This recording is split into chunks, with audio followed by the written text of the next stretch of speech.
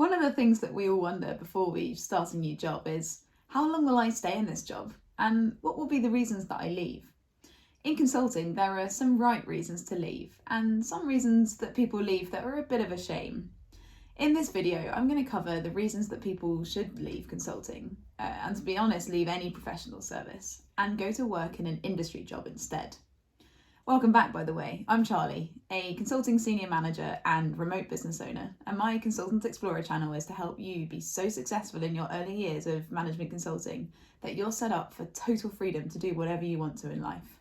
And when I say reasons to leave consulting for a job in industry, I'm talking about any job that isn't a professional service. So anything that isn't consulting or investment banking or accounting or law. Jobs in industry might be in energy or government or manufacturing, telco or media. Anything that isn't selling the time of its people at a high price to its clients. And to be clear, the reasons I cover in this video are not reasons never to join consulting, because joining consulting can be the best idea you've ever had for your career. But they're reasons that you might in the end, after you've learned what you can in consulting, find better options elsewhere. Essentially, they're reasons which tell you it's just the right time to leave. I have other videos which explain why it's time to leave consulting for other reasons too. For example, why it's time to leave and start your own business. Here's the link. Or why it's time to leave and just completely reassess what you want from your career. Here's that link. I've even got a video on why it isn't time to leave consulting. Here's the link there too. So feel free to head on over to any of those as well. So let's cover today the 3 reasons that you should leave consulting and head into a job in industry instead. Reason 1, if you're the kind of person who has an independent mind and a strong will, it can be really tough to be a consultant or to work in any sort of professional service. If you're not sure if you have an independent mind or strong will, then consider these questions. Do you have strong beliefs about something in your life? Do you sometimes think that people in your life are really making the wrong decision for some reason?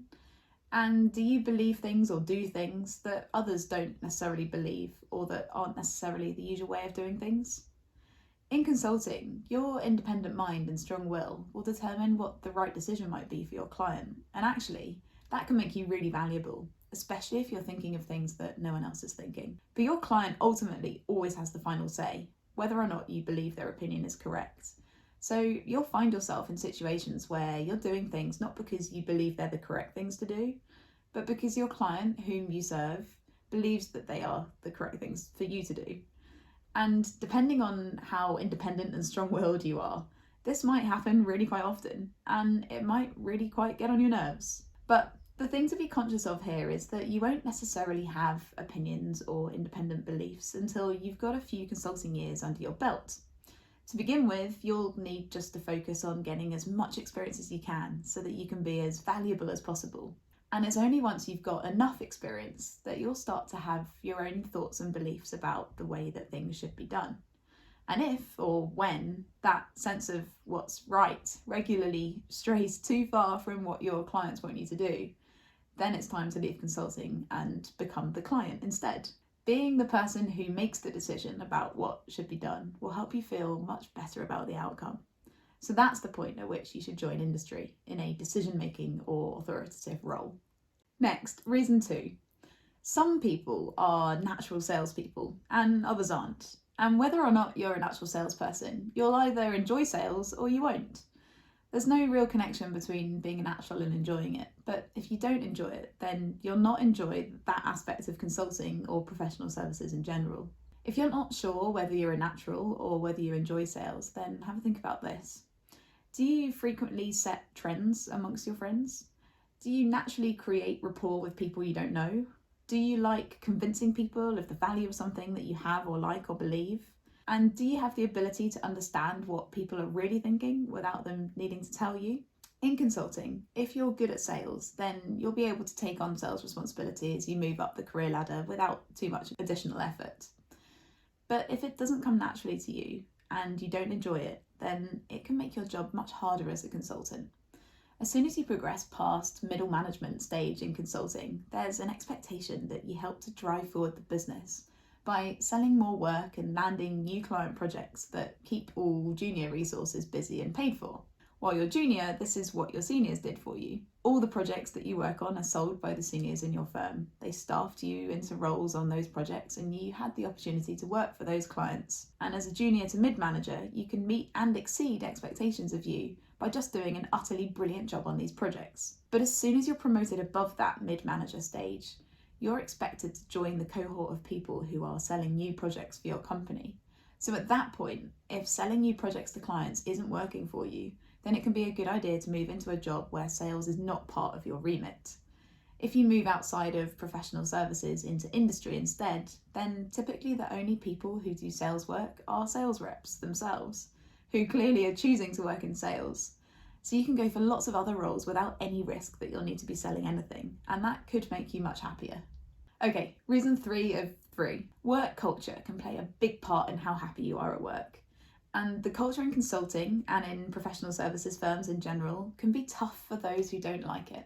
It's a high pressure, high performance, high variability environment.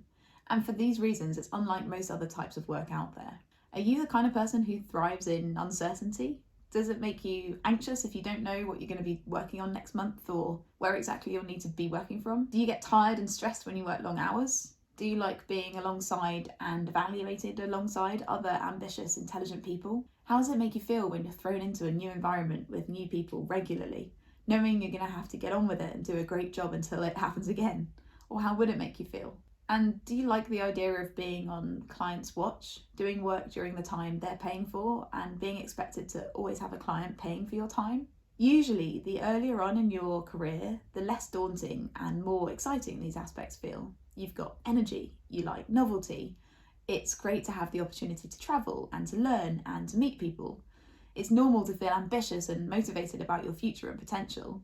And you don't need to worry about clients paying for your time because you'll be staffed so frequently into roles on projects by your seniors that you'll just always be busy. But some people find, after a few years of working and living like this, that they don't want to do it anymore. It might be that they want consistency of work hours because they've made commitments to things like sports teams or language classes in the evenings. It might be that they have personal reasons to want consistency of location, like caring responsibilities for parents or children. It might just be that they have less energy after a few years, either for health reasons or age reasons or other reasons like regularly tiring weekend activities. So if you get to this point, and not everyone does, but if you do, then it can be the right time to step out of consulting and into a job in industry, one with much more regular hours, more consistent work expectations and location, a regular team, a slower pace of progression, and a feeling of belonging that isn't contingent on clients paying for every hour of your workday. That sort of environment gives you structure. It creates stability that means you can make and keep personal commitments. And it should require less energy during your working hours, which means you'll have more energy for personal time. So those are the 3 top reasons that help you know that you're ready to move into an industry job from consulting or any other professional service. Knowing these reasons in advance will help you spot the right point in time for you to make the decision to leave consulting. Most people end up staying in a job far too long that makes them unhappy because it takes so long for us to see with hindsight the reasons that we should leave. But now that you know what to look out for up front, you'll be empowered to act much more decisively in your best interests. And I hope that means you can be happier for longer. From reason 1, we saw that if you're the kind of person who has strong beliefs or opinions of your own, it can be hard to stay in consulting long term. From reason 2, we saw that sales becomes a significant part of your responsibilities as you become senior within consulting, and that doesn't necessarily suit everyone. And from reason 3, we saw that the work culture in consulting can be easier to work within when you're younger, with fewer personal responsibilities and commitments. And remember, crucially, these are not reasons to go straight into an industry job instead of consulting. You're much more likely to parachute into a more senior job in industry earlier in your career if you start in consulting first and then move into industry. So starting in consulting can definitely be a great idea for your career. And then the 3 reasons I've outlined for you today should help you make a judgment call about the right time for you personally to leave. If you found this insightful, then let me know by clicking the like button. If you'd like to see what I post next, then definitely subscribe to my channel. Social media links are below if you'd like those, and if you have any questions or comments, then feel free to use the comments section here and I'll do my best to answer absolutely everything. In the meantime, thank you so much for listening. I hope you have a great day and I wish you all the best with your exploring.